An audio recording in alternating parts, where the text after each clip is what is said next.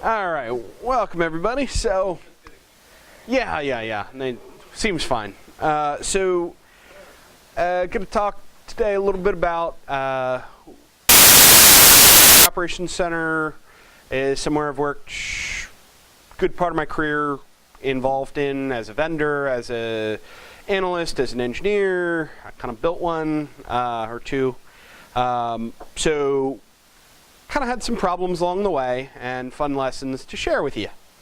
Got a lot of choices of IDS and IPS type technologies and kind of causes some issues. So we're going to start off with fun details of why the SOC is so important. Because even when you have security folks and you put out a tweet like this, people still click the link. So this is about as sketchy as I could make it, including ending in the shockwave extension. I still had 47 people click this. I'm not quite sure what to say. It's a completely made up thing. EYYXO is something that, pretty much made up. The URL is completely made up, although kind of made me want to buy the domain just for fun, but yeah. So people will click on links no matter what, no matter how sketchy you make them. Even when you're intentionally trying to make them sketchy, still 47 people clicked this link. I do not understand that, but that is why the SOC will always be necessary until we can completely remove the user's ability to cause an issue. Realistically, probably not anytime soon. A little bit of history, kind of started here, so slightly jaded on the IDS side. SourceFire makes Snort, one of the primary IDSs available. So slight jade towards that realm of things. So do a lot of stuff right now. I run another BSides, Charm City or Baltimore. Still trying to figure out exactly what the charming part is, but that's not here nor there. Unallocated space, nice little hacker space down near BWI Airport, and we did a CTF and made a funny logo. How many people remember what that's from? So anyway, so one of the fun exercises we did was building one of the rare things to combine these two. Does anyone know what the left is or what it's supposed to represent? Ish, anyone? Feeler? Yeah, industrial control systems. This is actually a couple PLCs connected together. So the idea was we were actually taking an industrial control network and trying to apply security to it and monitoring. Surprisingly, this is not very often done by people who have a lot of security experience.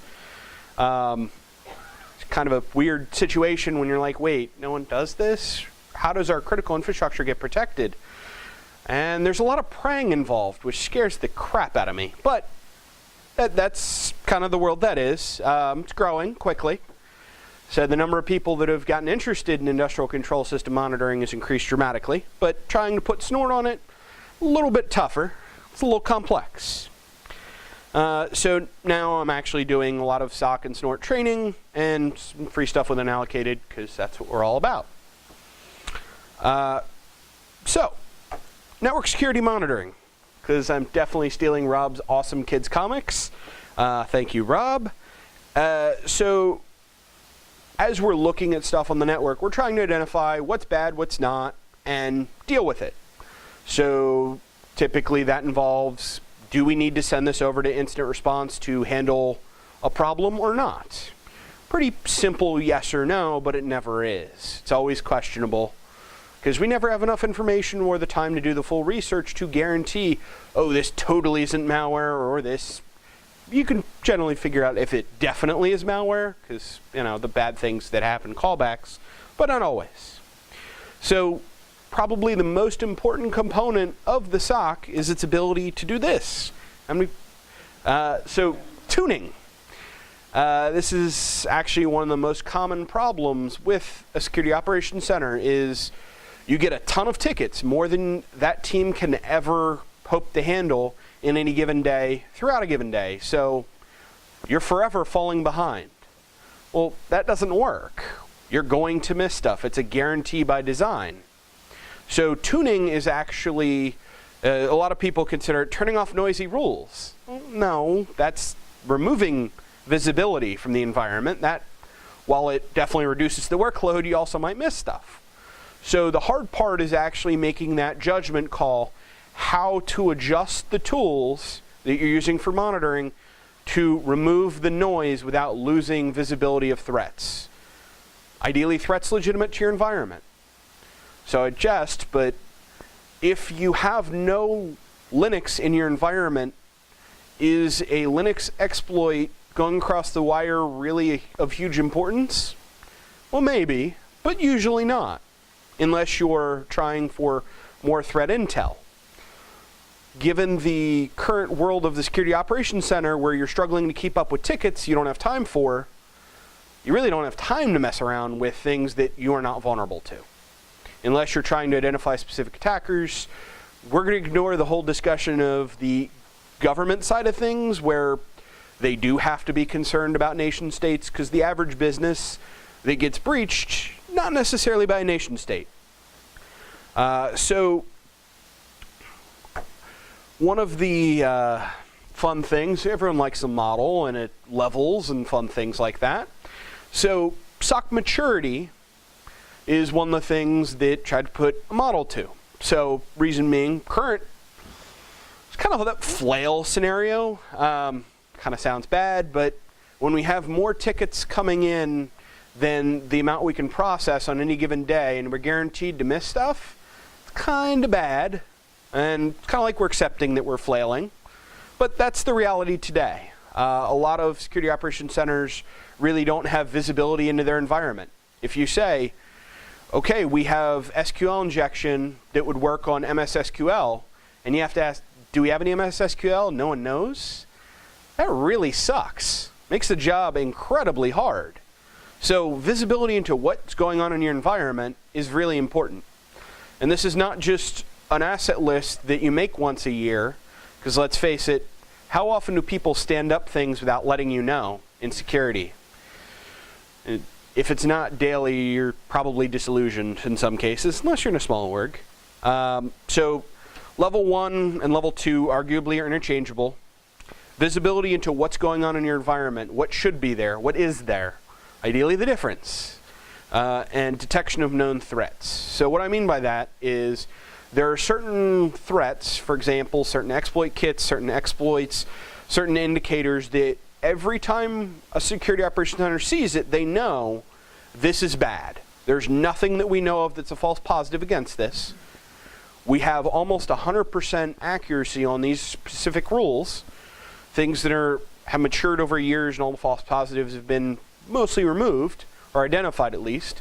Then we can say, okay, that's almost a guaranteed win. The combination of these two is kind of the basic level that most SOCs should be targeting right now. Unfortunately, a lot of them are stuck on number 4, which is kind of a little early for that. So once you have things that you know you can detect accurately, blocking them in certain orgs, especially industrial control systems, moving to block things can be really hard. In industrial control systems, if you block the wrong thing, people might die. So there's a huge risk associated with that. So most of those orgs in those control networks, you will struggle to ever get that agreement. That whole idea of getting business involved and working with the security processes, pretty much getting that prevention inside the control system network, probably never going to happen. It's just a reality of the culture right now. So kind of hard in that scenario. In other corporate scenarios, the first time you block a C-level's email or website they want to visit, questionable decision or not, right? That always becomes a problem and a discussion that falls downhill and generally turns out badly. Sometimes ending up with a separate internet connection for the C-level's iPad. That has happened, and a whole security stack to go with it. So once you've moved in that prevention mode, then we can start, okay, once we're preventing our easy wins, then we can start to look at threat indicators. This is not a popular opinion among companies that sell threat intelligence, for obvious reasons, basically saying, hey, if your SOC can't prevent things you know about, do you really need to have more information than you can handle when you already can't handle the almost guaranteed threats? For some reason, this is not that common today of an idea. I haven't heard that from practically anyone. Everyone's scrounging to throw money at threat intel feeds. It's definitely not wasted money, but the value you're getting when you can't handle the known threats is seriously diminished. So once you're able to look at things that might be bad, such as threat intel indicators, hunting and actively searching for threats or things that might be wrong in your network is a great thing. Typically, in a lot of SOC organizations, executives are pushing for this because they heard about it on insert podcast here, see whatever, RSA, or some other buzz bingo game. You will hear, they hear these things and they demand, we must have this thing. And it's really hard to push back and say, here's proof that we need to do X, Y, and Z before we're here. Stating we can't do this and we can do that is very dangerous at times with certain executives, and explaining the reality of where things are currently at, where capabilities exist, and even evaluating that in a lot of cases is hard. The difference between one analyst and another may be dramatic. So that kind of puts it in a very difficult scenario to have this discussion. So we come to some stories. So we've had a lot of breaches lately. This is why I say that the SOC world is struggling and or failing, depending on who you ask. So, funny thing, the example on the left actually had some members of Target in the audience for the last time I did the half version of this presentation.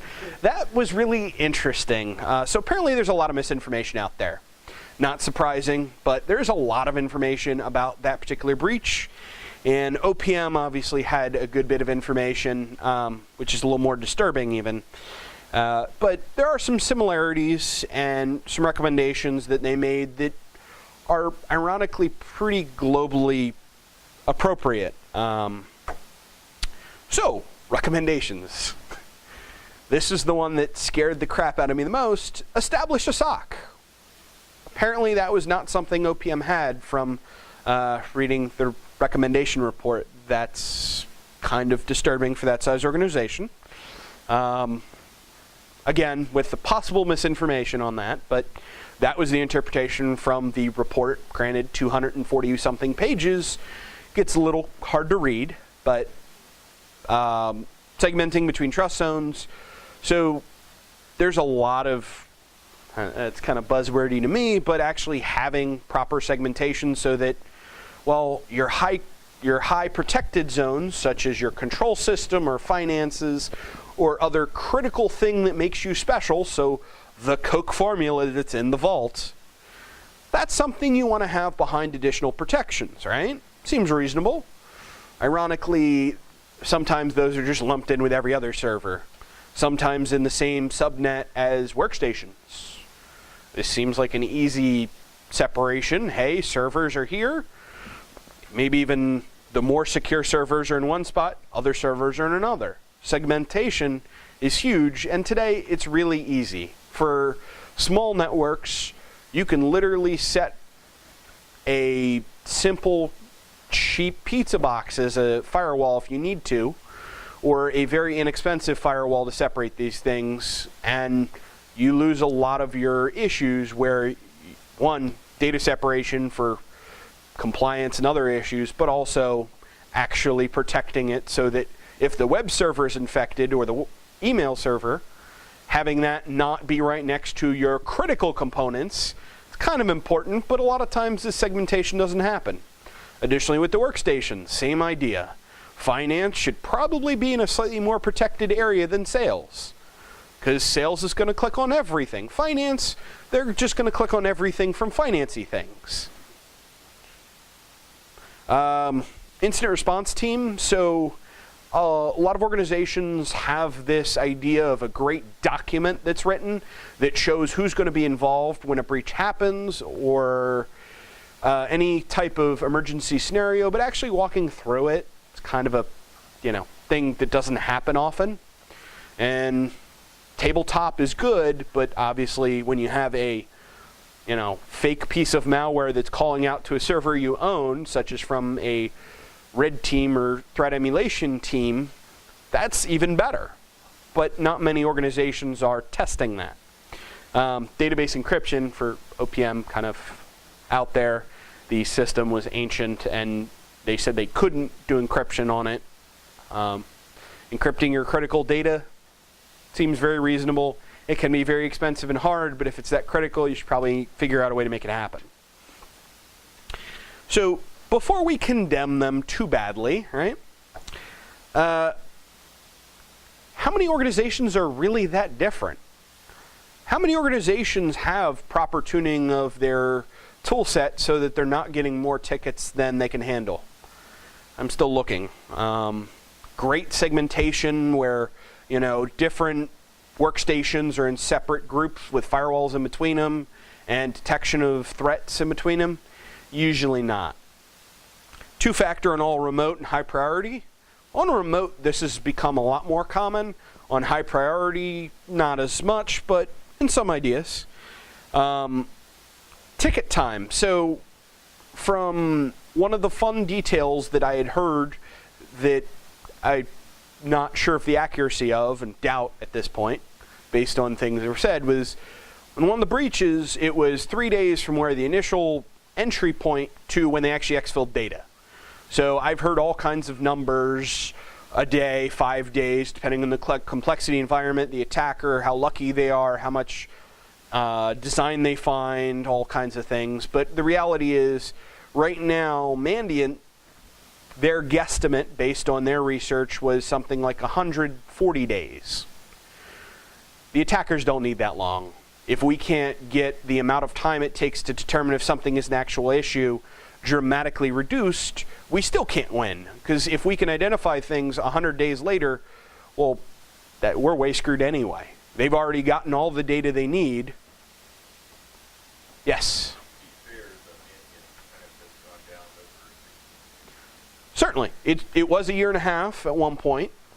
May have been higher at different points, but the reality is it needs to be in days, not months or years.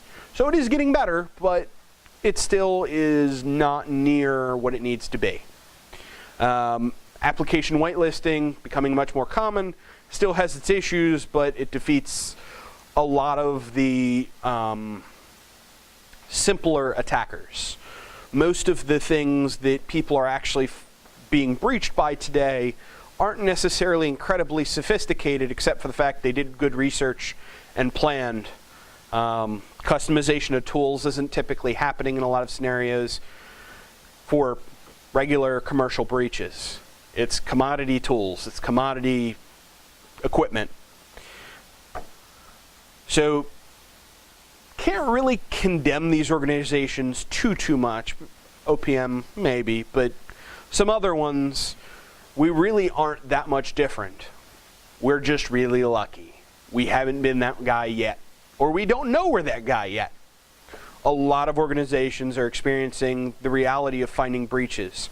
And I question that 10 years ago, how many more were being breached and didn't know it and never found out that they got owned? Because they re-imaged or replaced hardware before they ever were able to detect it.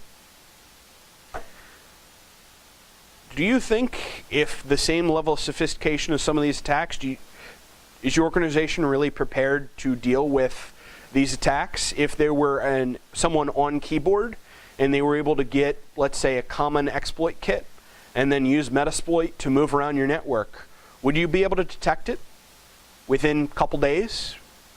Most organizations I've talked to lately, the answer is no.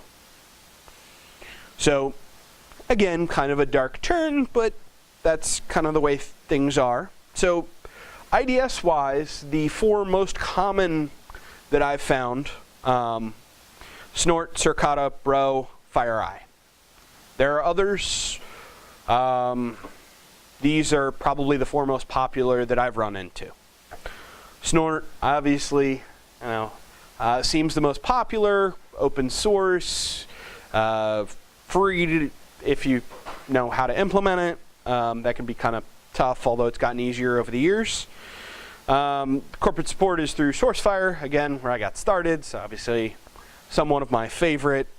Signature-based, started off in 1998, so has a good amount of history. A lot of implementations today, all the way up to they have a 40 gig a second box. So at least from the corporate perspective, if you're talking huge networks, it can handle it if you have the money to support it or the resources.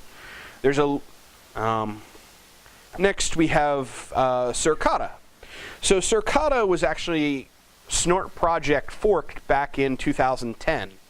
The primary group seems to be OISF, also signature-based, took a slightly different approach on things. I'll get back to that later. So, kind of diverging paths. A lot of people have questioned and said they're pretty much the same thing, and 90% they are. But, really when it comes down to the engineering of these things, they're kind of complex. So, when configuring Snort, a lot of people look at the roughly 30,000 rules or so that are publicly available, and that's what they see as far as configuration. And that's a lot of stuff to configure. I completely understand, and there's categories and things to make that easier, but it's still kind of painful. A lot of work, depending on how much time you expect to spend. It can be a significant undertaking. What most people don't look at is the actual configuration of Snort, which is another 2,000 lines of configuration that directly affects how it interprets those rules. This is an incredible amount of data, and the documentation does an excellent job of explaining what a component, or what the options are in components, but it's kind of hard when you don't really have diagrams of like what's going on and how it works and how it affects the whole deal. So kind of complex. So just for firewall wise, at dinner the other night, Zero Chaos from the Wireless Village was talking about a problem he was playing with where he was noticing differences between what he was getting from Wireshark with what some firewall rules he was implementing. So this is actually the diagram, sorry it's a little small, of at what layers different components of IP tables and EB tables are actually working at. He was using this to try to figure out where his problems were happening, because the path of how the Linux libraries are actually interpreting traffic, kind of complicated, as you can see. And trying to figure out, oh wait, where does libpcap grab stuff? Fun question. No one really has put out that information.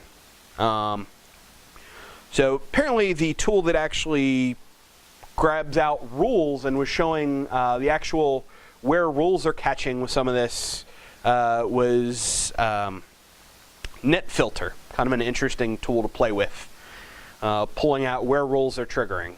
So that was kind of fun, playing around, troubleshooting IP tables and EB tables rules.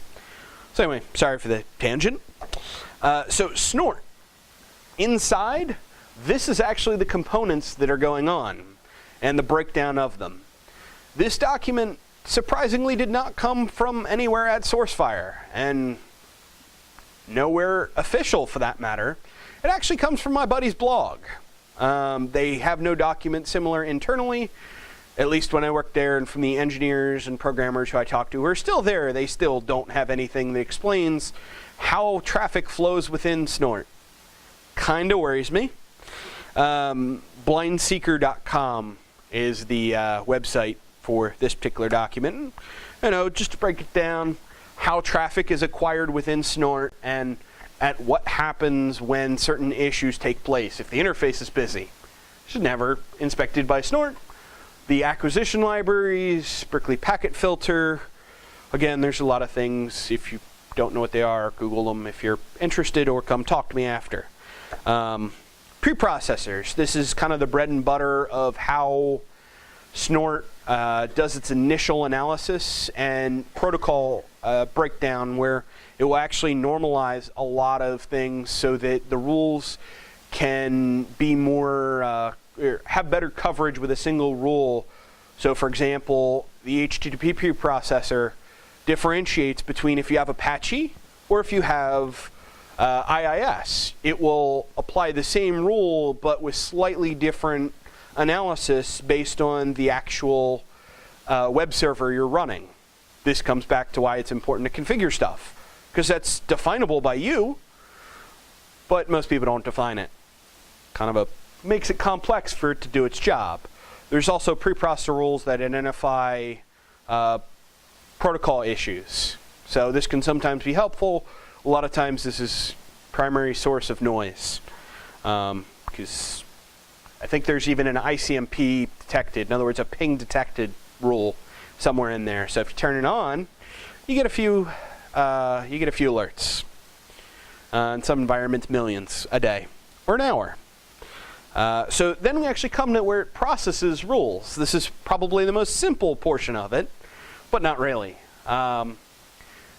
There's a thing called fast pattern matcher that makes the rules more efficient in how they're analyzed based on the exact traffic. Each packet or stream only gets the rules that are applicable to it. It gets kind of complex from there, so I'm going to leave that one alone, but it only applies the rules that are applicable based on a couple things. It's kind of a little bit more than just, oh, it looks at traffic and identifies patterns. Not quite. There's a little more to it. That's why there's a little config. Bro IDS, which another awesome tool I'm a big fan of. Kind of a different design than Snort or Bro, or Snort or cercado, that look for explicit things, explicit signatures. Bro is more designed to analyze traffic and give you an idea of what's going on. So started actually a lot earlier than some of the other projects. Over 20 years old at this point, which is kind of funny considering how much network security monitoring was happening at that point. Initially, it started at one of the national labs and kind of became a DOE project because they wanted the ability to analyze odd traffic that was not standard, such as industrial control systems that don't like to follow any standards, even the ones that are specific to that industry. They just don't follow a lot of them. Sometimes they do, sometimes not. So it outputs by default a whole bunch of different types of logs. This is what I consider the go-to ones. There is 60 or 70 different log types that Bro can output depending on what it sees. Some of the data can actually be converted into flow data directly, so kind of that network metadata of what connects to what and how much of it. Doesn't seem that important to the SOC until you start to think about, wait, is that server supposed to be communicating over is that workstation supposed to be connecting over SMB to this other workstation? Why is that happening? You start to look at flow, you start to see interesting things that should or shouldn't happen in your organization. Or, hey, why are we suddenly seeing 50 gigs of traffic leaving over an encrypted channel that we don't normally use? Is that intentional? Should that be happening? Maybe. Flow can be a really good indicator of major traffic changes or unusual protocols that you don't see on your network. Bro similarly does very similar types of things. You can also identify things using non-standard ports, handshakes, certificates, all kinds of interesting metadata about your network traffic. This can be really helpful when you're looking for large trends or just understanding what's going on in your network, how things are communicating. Sometimes it's different than what you expect. It was over 50 log types or so, 10 of which are self-diagnostics. Literally, what's going on within Bro. This is understanding how your tools are working kind of affects how you interpret the data. Kind of an important bit. I'll share out the slides later that actually has the link to the breakdown of all the different log types, because there's a lot of them. History-wise, for Bro, as I said, it originally started in 95. About 2004, it got DOE funding and really took off and grew dramatically, and has become hugely beneficial, especially in industrial controlled systems, where a lot of the standard tools don't really do as much because the protocols are pretty specific. And sometimes you're asking questions that really you don't want to write a signature for. If this happens, why does it happen? When does it happen? That kind of thing. So kind of becomes important, but it also is huge for just general understanding of what's going on in your network and ability to ask a question. Do we have anything that's using NTLM v1? Write a signature, or sorry, it's under Bro's terminology, a script to look for that specific traffic behavior and identify it, and then associate it with a particular packet, which can be really helpful when you look back. If you have full packet capture, not always available, but if you have that, the ability to look back and say, oh, here's the source destination, and get all the information to figure out how to make that not happen anymore. Kind of an important bit when you're researching or asking questions and trying to solve problems. FireEye. From everything I could tell, very customized snort and cuckoo, combined in a cool way. It's really nice, pretty interface, very scalable. Closed source. About a little over 10 years old. My only problem with it is that you can't see the secret sauce. As an NSM guy, I want to know, when you alert on something, why, how do I prevent that from happening? Is that a false positive? Well, I can't really look if I can't tell why it alerted on that traffic, unless I reverse engineer something of theirs and try and do that, and that's not encouraged and probably violates some rules and things. Agreements, probably bad. Don't recommend it. Realistically, though, you can talk to them and they can help you, but having to send every questionable thing from FireEye to FireEye to say, hey, why'd you alert on this? It's a pain in the ass, and realistically, it's not going to happen. Again, we have that time versus value battle, really hard to win. For our signature-based tools, Snort and Cercado, we have 2 rule sets. Competitors, there's a few others other than these 2. I have found kind of a difference in their focuses. This is actually what I got some argument on in the past after I did the first iteration of this talk. So far, SourceFire seems to be a little more focused on, these are things I know are bad. Seems reasonable. Emerging threats has those, but they focus a little more on the threat intel side. So things they see, IP addresses, user agents, things that aren't necessarily, they might be bad, that threat intel side of things. Proofpoint and emerging threats kind of focuses a little more on that. SourceFire definitely has some of that. So slight variation. And there's actually a bit of preference with this. SourceFire, as you amazingly might guess, works a little bit better with Snort than it does with Cercado. And vice versa, emerging threats works a little bit better with Cercado than with Snort, especially when it comes to IP-based rules. Now, based on the engineering alone, I have not done the actual timing testing of this, but Cercado actually analyzes IP address-based rules. The IP address portion is analyzed almost first within a rule, whereas Snort says, well, I know how to make a firewall rule. I don't need an IDS to make a firewall rule. And basically, if you have an IP address-based rule, it's a firewall rule, not an IDS rule. Again, some people, non-definite indicators. It's a point of contention. I have not proven either, because it's a lot of work to do that test. To the Cercado developer who responded on Twitter, they analyze IP addresses first. Snort, it's pretty much last. Other sources, Digital Bond has some nice stuff for ICS. FBI throws out some stuff, especially through the ISAC community. So specific sector information. So if there's a threat against energy or financial or whatever, they tend to share that information through these organizations. There's a few other paid sharing groups or opt-in sharing groups, especially government stuff. There's a whole bunch of threat groups that share data that way for signatures. Some of them are good, some of them are bad. Or I should say well-written and not well-written.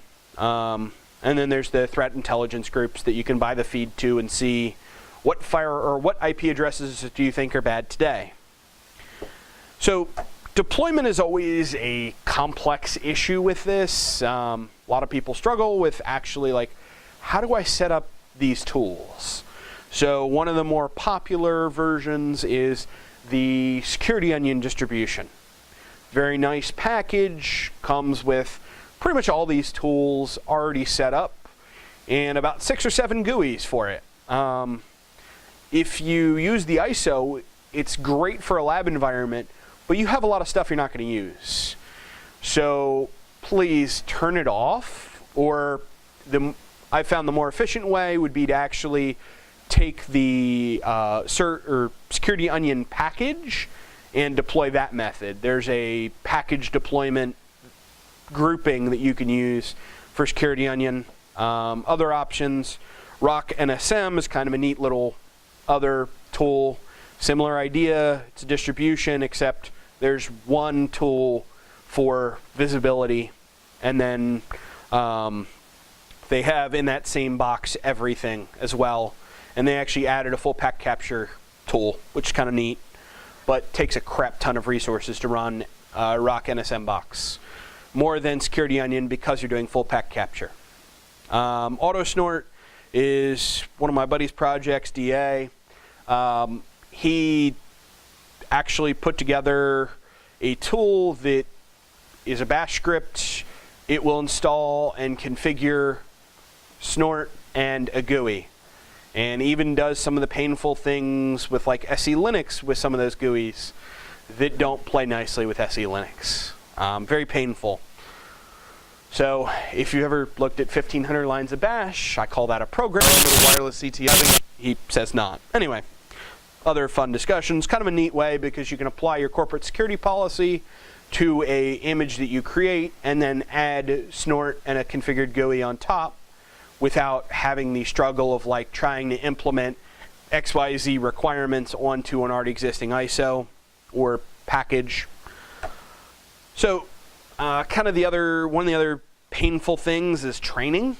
Within the SOC world, how do you take a, say, high school student with no experience and make them a SOC analyst who is beneficial and prepared? So not very solid way right now. A lot of it is like networking background and get a degree and maybe a couple SANS courses that are pretty new. I don't know. It's kind of an expensive option, but realistically, you have vendor trainings as well. Here's how to push the buttons in this tool. How do you learn how, like, what was the question the lady asked me? When I did a variation of this in Augusta, lady asked, well, how do I teach someone how to identify the bad things on a network? Well, crap, that sucks. That's a hard problem. What do we do today? Well, we kind of hire people that might have an idea and throw them in the river and watch them drown. Kind of people pull them up when they have time, and over time and the pain of, oh, I screwed this up and this was malware and I thought it wasn't, or vice versa, false positives, false negatives, you start to improve. Realistically, we need a better method, or at least a way to simulate that so you're not doing that with like live malware on the network, because when you say live malware on the network is not a problem, that's kind of bad, or vice versa. You're creating more work for an organization that has a struggle with time management and not having enough time to do its job. This is a really, really complicated problem. There isn't really a lot of solutions out there. On the good side, there's more companies popping up that are trying to work on this. SANS is trying to work on this. They made a new class specifically to target continuous monitoring about a year ago. So still out of beta, but not quite as mature as I'd like to see, but hey, we're all dreamers, right? It's developing a course for this is kind of hard. There's a lot of problems and a lot of understanding, a lot of tools that you need to know how to take A, B, C, and get them to work together. And that's really complicated because you need to learn all the tools and understand how to put them together. What's the prereqs for that class? And then how do you start, right? Like, that's not easy. So, kind of a hard problem. So, some steps forward. Kind of that tuning thing of like, hey, what's our biggest thing that's alerting us, right? Let's start to look at that and start to identify how can we not lose visibility in actual threats and start to filter that out. So if we don't have Linux, do we really need the thousands of Linux rules and alerts that we're getting every day? Maybe not. Similar with database architectures or other things, you can start to turn off things or filter it down so that SQL injection, for example, you have matched the correct database type with the correct database server. Again, details thing, lots of complex, in-depth time researching your network and asking questions. Hence why I typically recommend a signature-based IDS and something like Bro to learn about your network. The two combined actually work really well and are powerful. Furthermore, you can pump snort into Bro to actually get like connection IDs for alerts. That's really nifty and helpful. Password vaults and that's everywhere. Instead of focusing on closing tickets and trying to close the most number you can in a day, reducing the volume of tickets. If I can close 100 tickets, or I can take out a category of tickets from happening again, I will win much faster by actually removing the category and reducing noise for the future. That needs to be the way we start to adjust tuning. And for some organizations, tuning needs to start happening, not just turning off rules or not just ignoring snort alerts. I actually had an organization that was getting, it was 2,000 emails a day of about 50 alerts a pop for 2 guys. And we didn't get the option to actually adjust the tools. Filtering out the things that we didn't care about was probably the only way we could ever hope to catch up. It was only 800 machines, so there's no way that number of attacks was going on or bad things. It was all false positives pretty much, mostly from the same things. There were certain top rules. If you look up, there's performance tools for all these performance components to all these tools where you can actually look at what's taking up the most resources. That's generally what's the highest number of alerts. You can also pull that in your sim and start to look some of the statistical data and remove your most alerting rules. Not remove them, but actually solve the problem that's causing them as well. Because, again, turning off rules versus solving a problem, it may be something in the network is misconfigured, and you tell the network admin, hey, go fix your crap. You need to turn off this thing that you didn't know is on, that you don't know what it does, and is causing noise. Or figure out how to configure it correctly. Again, complicated problems. As a SOC improves, have a pen test focus on testing the SOC. Emulate a new threat and figure out how long it takes to deal with that. Know how good or bad you are. That way you can gauge improvement. It may not be perfect, but if you can simulate a threat once a month and have your senior guy say, okay, we're to customize whatever, and one of the nifty things about Cobalt Strike, yeah, Raphael Mudge's plug, anyway, he built in a way so that the implant that you use, you can actually customize to look like a specific piece of malware. So if I want to send out something and make the callback look like a particular piece of malware that I know my SOC has detected, that is a hugely beneficial way to test how do they respond. We're not pen testing the SOC today for the most part. Almost no pen testers I talk to have ever done that. They've never tested with the intention of getting caught.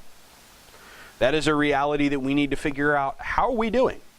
If we know we can detect something, how long is before sent to remediation? This is a really tough issue.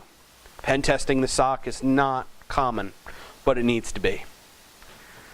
So, lots of information, lots of stuff. I'm trying to work on this myself with some lovely classes, starting a training business called Forgotten Security. Hey, when, I already have the handle for the last few years. Anyway, I'll be doing a beta in the next couple of months, locally, down in Maryland, hackerspace. Fun times. Are there any questions?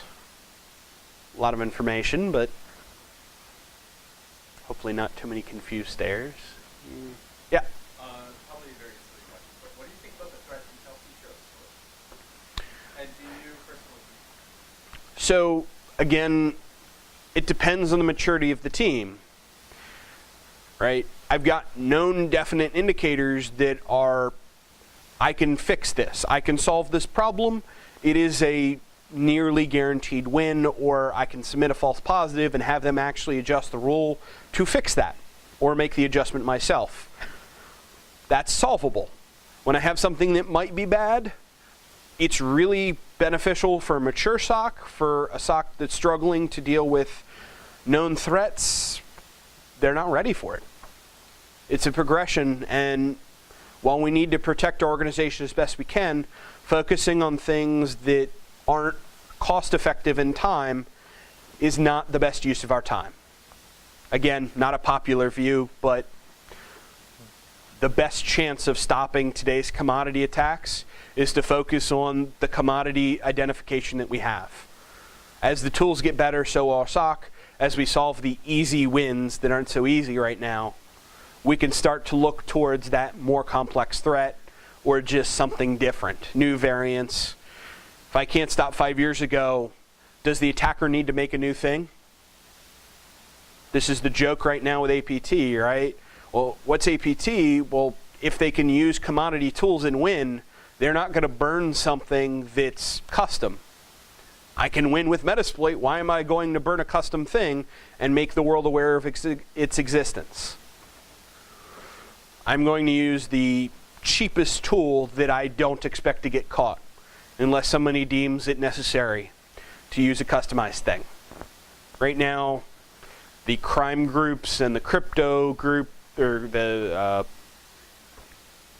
all the fun stuff that we're having, right? We're not really seeing that much custom work. We're seeing mostly commodity stuff working, and it's causing our problems.